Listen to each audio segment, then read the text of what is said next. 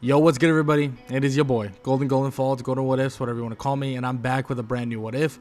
What if Deku had Goku's Mindset Part 1? And I know some of you are probably like, hey, why didn't you just do what if Deku was Goku, right? What if he was Goku's reincarnation or something along those lines? Well, honestly, I didn't really want to give him the powers of a Saiyan and give him the strength of a Saiyan and stuff like that. And I wanted to still kind of go through the same line of kind of reasoning that Deku, excuse me, goes through. And I decided, hey, let's just give him Goku's mindset. Now, everything is going to be relative because, you know, they are in a different world, but he will have Goku's mindset. And honestly, I never really enjoyed Deku's mindset in the beginning of My Hero Academia, aka a lot of My Hero Academia as well. But I decided, hey, let's switch it up. Let's do Goku's mindset. Give Deku or Izuku Midoriya Goku's mindset and see what changes. So let's get right into it. Let's get right into the what if. Let's get it. Izuku Midoriya is born into a world full of quirks or superpowers. What we would know them as. This would be a pretty normal occurrence for Izuku. Just going through life normally would be kind of all the way up until he's about 4 years old. But when he's 4 years old, well, he would be told that he doesn't even have a quirk. Yes, he is quirkless. Nothing, not even a single little tidbit of a quirk. He has nothing attached to him, nothing in his biology, nothing in anything. And this is a bit of a shock because his father does have a fire breathing like quirk and his mother can levitate small objects, so they were expecting him to have some sort of quirk. But as we know, 20% of the world doesn't actually have a quirk, and Izuku is a part of that 20%. But Izuku is extremely happy, extremely smiley, extremely excited, even believing that he can still be a hero from absolutely day one. Like, he honestly, once he is told this, he doesn't even care. He believes that he can still be a hero and be a great one. And even if he can't necessarily be the greatest hero in the world, he could still have great journeys, great adventures, and have some amazing fights. And he wants to thrive in that. And he tells his mother that he wants to learn martial arts. He wants to go around the world if he can. He wants to learn all throughout Japan at least different martial arts, from kickboxing to anything MMA related, to judo, to jiu-jitsu, to anything you could possibly think of. He wants to learn it all, even the most bare bones version of anything, right? That's what he wants to do. He wants to learn so much. And at a young age of like 5 years old, he is enrolled in dojo after dojo, and he continues to just train. Now, in terms of his study habits, they're not amazing, and he's not a dumb kid by any stretch of the imagination, but he definitely has to set aside some time to study more than he really has been. His study habits just aren't really that good, and his intelligence in terms of, you know, the material of schoolwork is just never that good in general. Now, it is, I would say, slightly above average. Like, Izuku's not a dumb kid, but he's also just very, very lazy in terms of the studies. And every single moment of his waking life, he either wants to train, he wants to get stronger, he wants to challenge and fight stronger people, which would be perfect in his martial arts classes. And he would continue wanting to actually adventure, see the entirety of Japan, maybe even outside of it, believing that he can learn so much from so many other people in terms of martial arts. So with all that said and done, well, Inko Midoriya would decide, hey, you know what? I want you to explore the world. I want you to go on these adventures and have fun and meet new people, but we're going to have to make a promise. This promise would be that every time he goes out and he explores, he has to, of course, still learn martial arts and different things from different people, but on top of that, he has to truly learn new things in terms of studying. If it's flora and fauna, if it's nature and or science, if it's reading comprehend, if it's anything like that, anything anywhere, whatever their specialty is, he also has to learn and look into that as well. In which Izuku would end up actually agreeing to this, and this would be basically his way of trying to get a little bit smarter. and basically Inko's way of getting him to be smarter. And Izuku actually does get a good little bit smarter, and it has a little bit better kind of commitment to his studies, but it's really nothing crazy. He still tries his best to stay up on his studies, but he always gets absorbed in the training, always gets absorbed in the fighting, and always gets absorbed in the working and working hard in general, in terms of just training his body, training his fighting skills and stuff like that. And after years and years and years and years of this, we're talking all the way up until he's about 14, 15 years old, Izuku is a master of many, many martial arts. Like, he is extremely, extremely good at so many different things. He is high level at practically every martial arts you can possibly even think of, and he's a very quick study with the martial arts, and a very quick study with all the stuff that he's been kind of integrated in. Now, one day would occur where he's sitting with all of his classmates in the classroom, and his teacher is talking, and he brings up the fact that they're going to do a career aptitude test. Now, of course, they think, or he believes that, all of them want to be heroes anyways, in which they have Izuku and Bakugo trying to get into UA High School.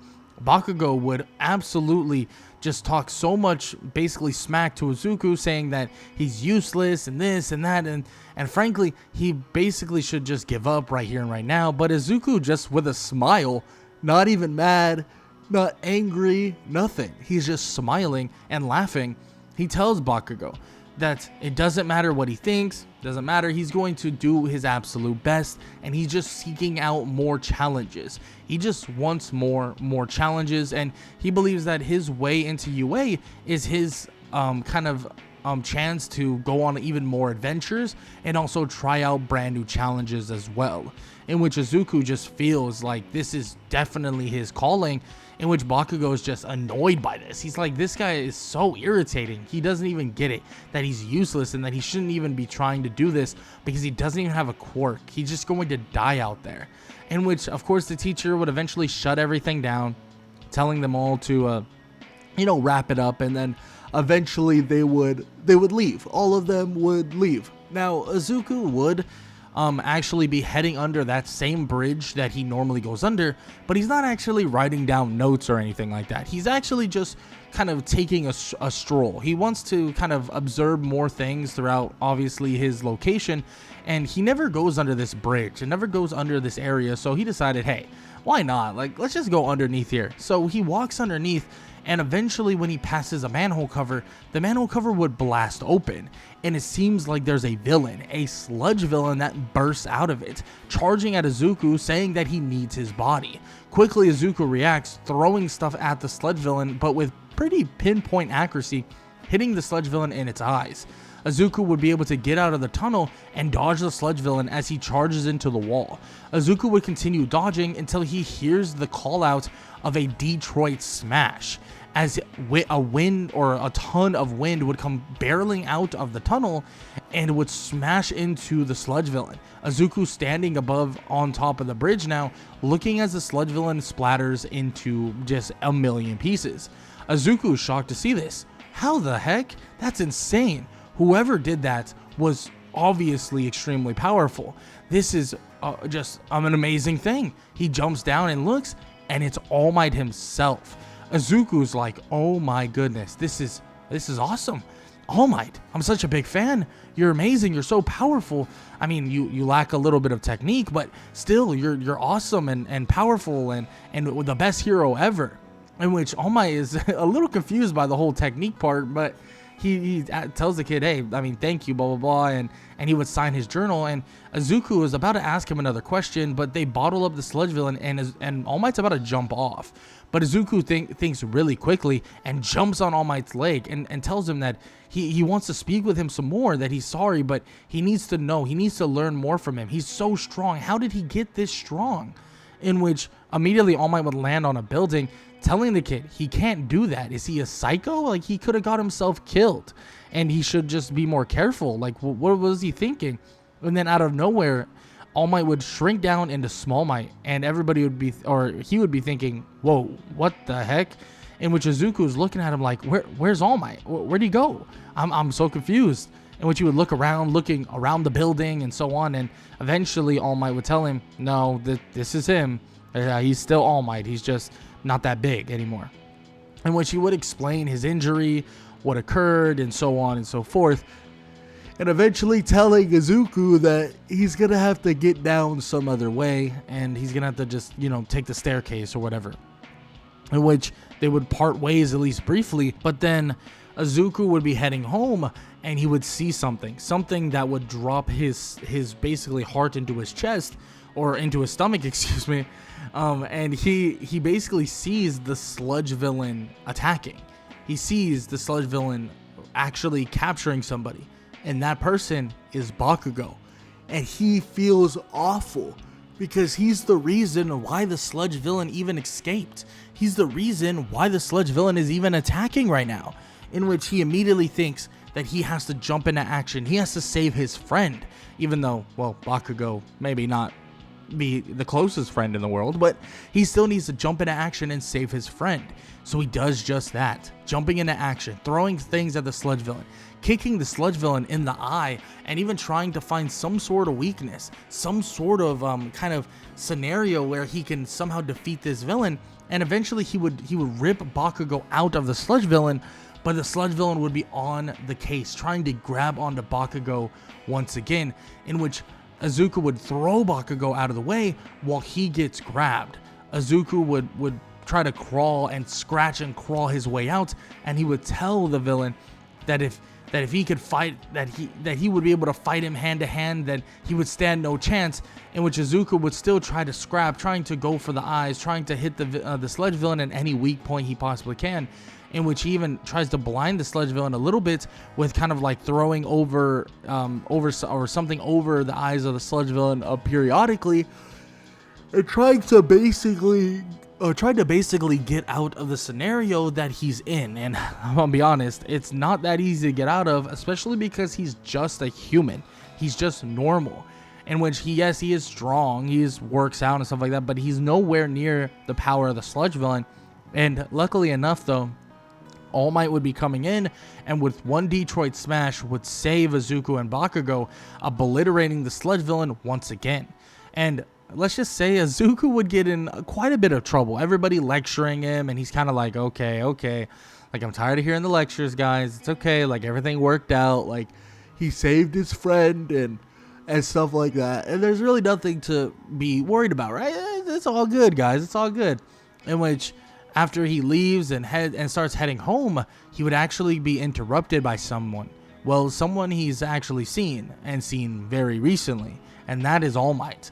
All Might tells him that this kid, he's something, that he moves without even thinking, that he's out to save people without even thinking. That's what a true hero, his legs move before his mind even made a decision, and that is what a real hero is. Izuku tells him that, well, that was his friend. That was his friend stuck in that sludge villain, and it was his fault that the sludge villain was, released. So he had to do something. He had to try and save him, and luckily enough, All Might was there, so All Might jumped into action and actually saved them. In which All Might says that he really should have, he really had to do that because, frankly, he wasn't going to. That his power is depleting and stuff like that, and he stops for a second and thinks, you know what? It doesn't matter. He asks the kid, well, what kind of quirk does he have? Like, what can he do? In which Izuku shakes his head. I don't have a quirk at all. I have nothing.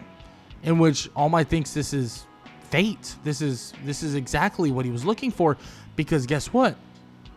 When he was younger, he didn't have a quirk either, and Nana Shimura gave him the quirk of One for All, and he tells the kid that he wants him to be his successor. He wants him to pass, or he wants to pass on One for All, the quirk of himself, onto him. In which immediately Izuku's like, are you serious? Like, you're really going to do that? In which All Might says that it's going to take countless hours of training.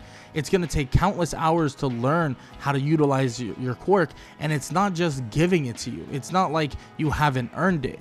In which he tells Izuku this, and Izuku is already saying like, no, I already accept. I accept. You're talking about hard work. You're talking about I have to push my body past its limits. I'm all for it. I'm all ready for it.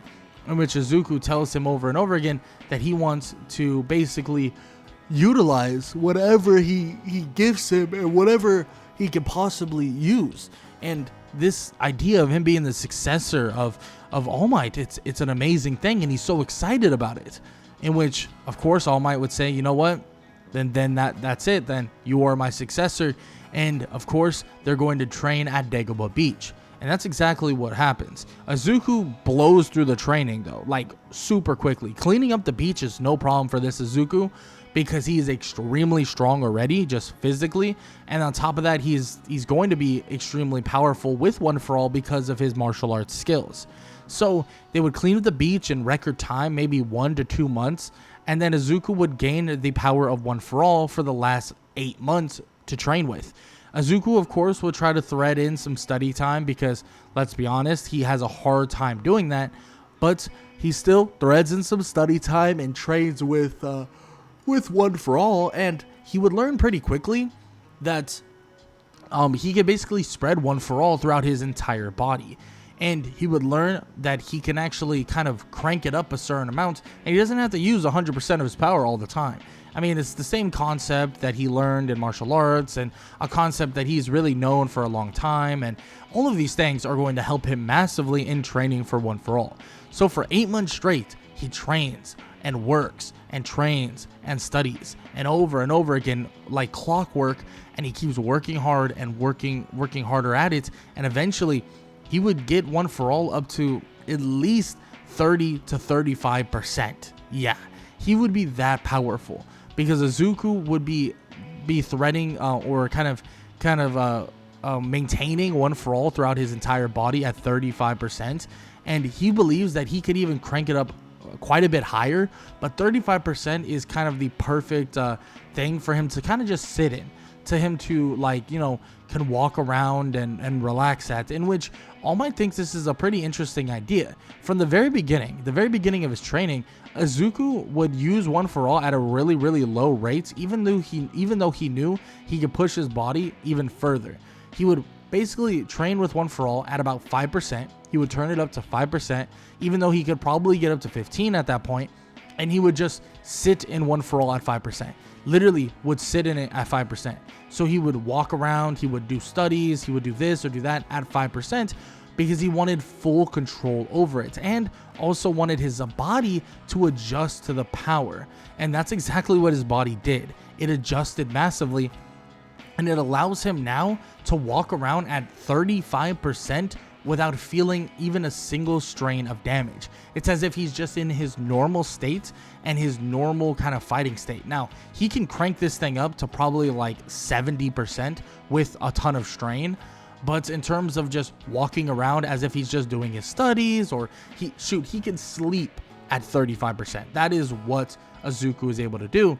And he would even quickly talk to All Might about the kind of past heritage, in a way, of what One For All once was. And this heritage of One For All, he would tell him, hey, what are the other quirks that the other users had? He knows All Might is quirkless, but what about Nana Shimura? What about these other people that possibly had it? And which All Might doesn't really know. He knows Nana Shimura's, but he doesn't really know anybody else. In which Izuku says that if One For All is passed down and it continues to stack stronger and stronger quirks, and then on top of that, it probably carries on the other quirks as well. In which he tells All Might this, and All Might thinks this is a pretty shocking discovery, and tells him that, well, after the UA entrance exam, he'll give him more information about the other quirks of the other people. But for now, remember that Nana Shimura has a float-like quirk, in which it kind of allowed her to fly in a way. In which Izuku thinks, oh, okay, I mean that's pretty damn cool, and he thinks maybe one day he'll be able to actually utilize it. He just probably can't do it just right now, but it is something to keep in mind. It might be laying dormant within his body. He has really no clue, but this would eventually lead them to the UA entrance exam, which the studying and also the non-practical or the written portion of this exam would be the hardest thing for Izuku. I'm not gonna lie, it would be difficult. Izuku would pass it, but it wouldn't be like with some crazy flying colors. But when he would get into the actual practical exam, aka destroying robots, oh, he would have a field day. He would be with a wide grin on his face, smiling from ear to ear, just sprinting through the city, smashing robot after robot after robot after robot. He would have the time of his life, and he would be just destroying them. And everybody would be thinking, whoa, this kid is really good, like really strong and really good. Like, how is he able to do this? This is kind of crazy. The way he's literally like kicking through the robots, punching through them, not a single scratch on his body. He would obliterate so many robots that he would have so many points, and a lot of people would lack points because of this specifically. And there would be some redo kind of tests because Izuku would take out about 95% of the robots. So they would have to have a bit of a redo test, or kind of decide, hey, let's give these people a chance to show a little bit more by kind of bringing in some more robots when this kid leaves. And they would eventually tell them all that. But first, they would send out the 0 point robot because they would be interested. Hey, how do you think Izuku is going to fare against the 0 point robot? That's their question. And Aizawa himself is honestly thinking about this too. He wants to know, is this kid that strong? Is he like strong, like All Might strong, possibly? He wants to know. And Izuku sees this 0 point robot, and let's just say this. He does want to save Ochaku Araka, in which he does. Very swiftly, very gracefully, and so on. But after he saves her, he would put her down, get her to safety, and basically be like, all right, now it's time to fight the big robot. And he would jump at the robot and begin trying to like take it out. And at 35% of One For All, he definitely would be able to, especially with the control and power throughout his whole body. So he can put really his whole punch into it. And that's the difference, right? Like, he's not using 100%, but he's not just using 100% or he's not just using all his power in one arm. He knows how to properly punch. So when he uses 35% of One For All, he punches with his entire body. He flips his hips, he turns his punch over, all of it. Izuku in the normal canon didn't really do all that. He just punched like All Might. Boom, right? Just one foul swoop, just all arm punch type of thing. And this Izuku, he knows how to punch in a very technical sense. Very, very good. And he'd be able to wear down the robot at 35%, and eventually he would take down the robot as it basically goes down to one knee, and he can kick it, and it goes tumbling over and crashing into a building. Izuku would be on top of the robot cheering and thinking that was really freaking fun. Like, yes, fighting actual people, like sparring and stuff like that, is of course really fun and really interesting because he gets to learn new techniques and stuff like that. But damn, he hasn't fought anything that large. Like, that thing was huge. It was a massive robot, and he never knew he could fight something that big, and he just did. And it was so freaking awesome. And he would just head back, and everybody would be shocked to see what he was able to do. And eventually he would tell or ask Ochako if she's all right and if she's good now. In which, of course, she's like, yeah, I'm completely fine. I don't understand how you were able to do that. In which Izuku's like, do what? Like, what are you talking about? In which everybody's standing there thinking like, oh yeah, this kid, like, yeah, he's really strong, but he's a little bit dumb, right? He's a little bit coy. But at the same time, it's not like he's a complete idiot. He just really wasn't even thinking about the idea of other people being impressed by his show of power when he defeated the 0 point robot, which he really should have been because it was pretty damn impressive. Now, this would lead him to getting into UA. He wouldn't actually get number 1 because of his written test scores. His written test scores aren't really that good, and he kind of lacks in that department. And even with the rescue points, it would still only put him in the top 3. And it's kind of funny to think about that because he basically got like nothing, like no extra points from the written portion. And he basically just skated by in terms of the written portion. So he's definitely going to have to work on that as they progress through this time. Now, Izuku would get that letter from UA, hearing that he's got in, being that he is top 3, being that he's literally 3rd, and he would then hear that he's in class 1A, which would be awesome as heck, in which he would get into the classroom, and guess who he would see? Katsuki Bakugo, in which he's like, best buddy, and immediately Bakugo would just be so pissed. Because how did you get in here? Like, seriously? But secondly, this guy is going to be messing with Bakugo heavily, calling him, like, oh yeah, that's my best friend right there, like this and that, even though Bakugo absolutely despises him. In which, of course, is kind of stupid pretenses, because he shouldn't actually despise Izuku. He's kind of just an idiot because he does. But still, he does mess with Bakugo a little bit, and eventually Aizawa would enter, telling them to quiet down, or basically shut up, and that they're going to be actually doing a quirk assessment, which this right here is going to be really fun to watch, because Izuku watches, Bakugo throw the ball, and he's like, oh, that was really impressive, Bakugo. You did a really good job, best buddy. And then eventually it would be his turn up, and of course this would be after the speech of whoever gets last is going to be expelled. So Izuku would just chuck this thing, and it would go spiraling and flying extremely, extremely far. Now, he would crank up his power just briefly in that moment and then go back down to his normal strength. So he would go up to 70%, launch it basically almost into space, and then he would kind of power back down, just like, in that moment he cranked up his power so that he wouldn't have too much strain on his body. Because this version of Izuku, he's not too beat up in terms of his body, and he continues to work on getting stronger and stronger in terms of his potential with One For All. In every single aspect of this quirk assessment, though, he would pass with flying colors. From the ball throw to the side steps to the speed or the race, and also the grip strength. He would be better at it than literally everybody. For the most part. Because he definitely wouldn't be number one in the ball throw, but he would be basically number one in almost every single other category. And eventually leads to him getting number one in the quirk assessment, which Aizawa would laugh at, because he would be thinking, wow, it seems like their grading scale is a little out of the ordinary, because it seems like our actual number one student didn't get number one, in which other people are even higher than Bakugo as well, which this would frustrate Bakugo too. He'd be absolutely pissed about it and thinking that he just wants any chance to get his hands on this dumb Izuku guy, and he wants to get his hands on Deku, and he's gonna show him what he's truly all about, and show him that he really is weak.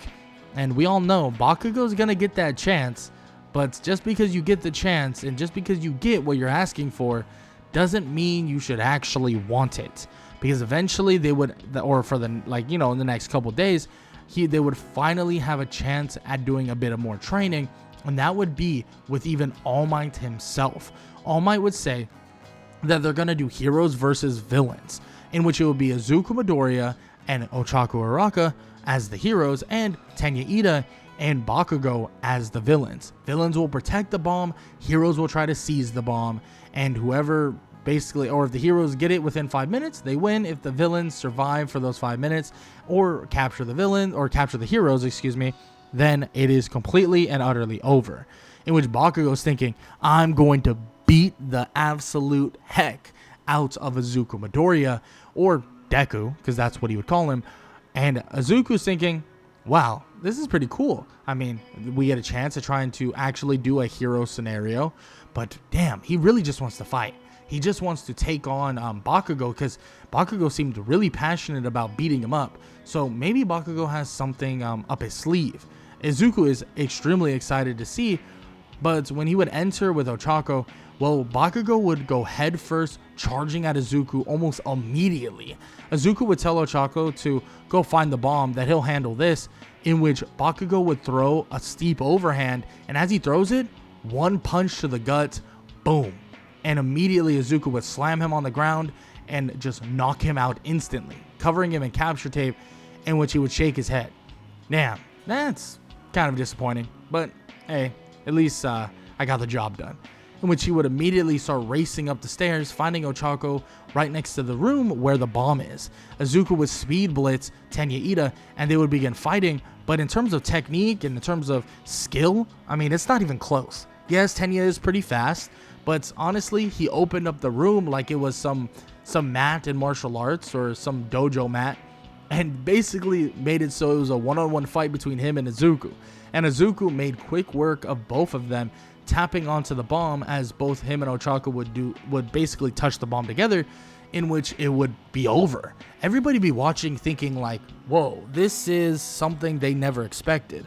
A lot of them got their quirks and were thinking to themselves like, oh, I don't need to do anything. Like, I could just, just learn my quirk. I can be powerful like this or like that. But no. Izuku doesn't think like that. He was thinking, I might be quirkless, and yes, he isn't now. He's got a quirk now, but he's like, I might be quirkless, but I'm going to give it my absolute all. I'm going to train hard. I'm going to work hard. I'm going to stress my body to its absolute limit, and I'm going to prepare myself because I want to be a hero. I want to be a fighter, and I want to be even greater than All Might. And that is the mindset that Izuku has always gone through and always gone with. He's always striving to be better, always striving to be basically at the top, and always striving to seek out an even greater challenge.